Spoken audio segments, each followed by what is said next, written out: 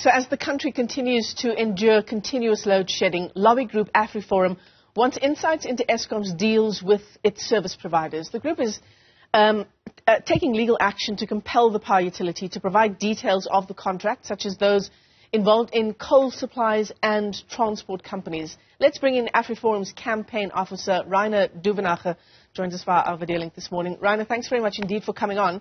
AfriForum joining a number, or at least one potentially massive class action suit against Eskom and the Public Enterprises Minister here.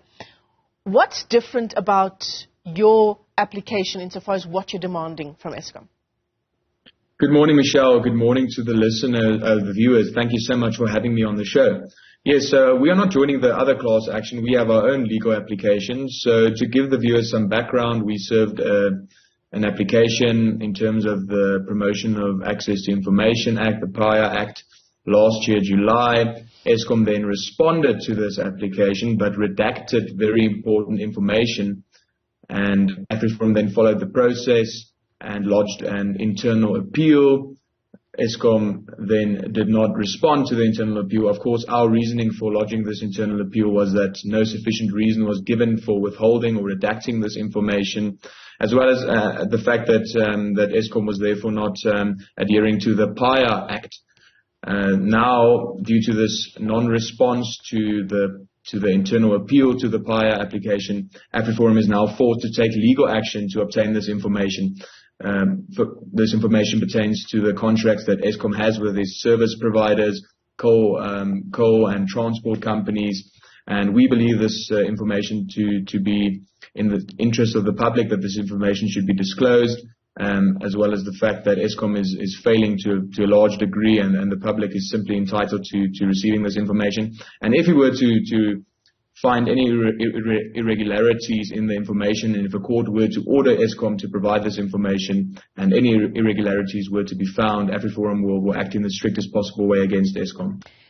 So, Reiner, this is connected in many ways to that I believe it was a 2019 decision by the High Court that actually declared maintenance contracts at Eskom, at 15 Eskom power stations, unlawful. Those contracts to the value of some 16 billion rand. And at the time, the High Court ordered Eskom to expedite fresh tenders to be completed within 6 months. And it's easy to lose track of these kinds of events, right? This kind of litigation and the outcome, and to hold Eskom accountable, to check in every 6 months and say, have you complied with the High Court order? Have fresh tenders gone out? That's 16 billion rand worth of contract. Are there new service providers now? Yeah, I mean, for us, we want information about a host of contracts that Eskom has with its service providers. Now, like you mentioned, of course, Eskom is known for severe mismanagement, and there's been serious allegations of corruption against Eskom. And it's a simple fact, the fact that people are forced to run small businesses on generators, and this has become the new normal, which is heartbreaking to say the least. The fact that the country is losing 4 billion rand during stage 6 per day, millions of job opportunities have gone lost, and the true damage of load shedding is incalculable. So this is all being caused by the centralized failure of Eskom.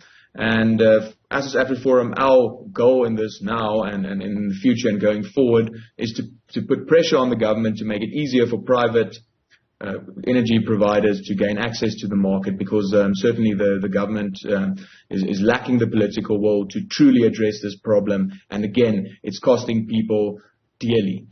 Yeah, if successful, excuse me, if successful, Reiner, and you do get access to what would be contracts, I mean, would it be hundreds of contracts, surely, for an entity the size of Eskom? So that's the one thing, right?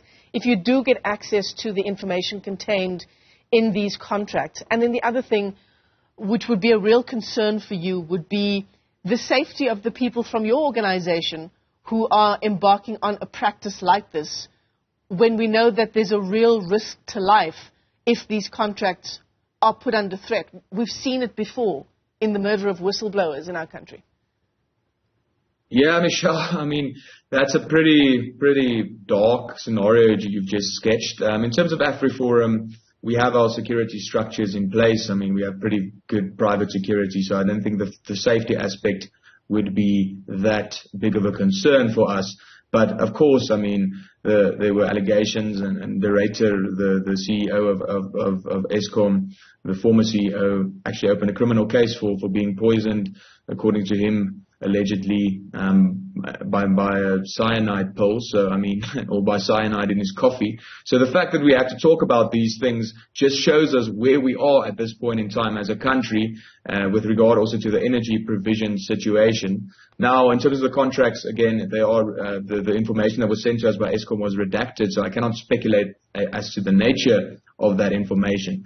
But therefore, we are now approaching the court. We hope to get a court order that will then divulge that information, and then we can have a look at the information and act accordingly. So for us, this is an important step, but we will not be slackening. We will not be lessening our efforts to improve the power provision situation for everyone in this country. Yeah. It's the first step, as you say. Reiner Duvenage, let me thank you for your time this morning. He's AfriForum's campaign officer. It's now wanting Eskom's deals and service providers to be laid bare. It wants the details of all of those contracts, those questionable contracts with Eskom's service provider. Reiner, thanks very much indeed for joining us this morning.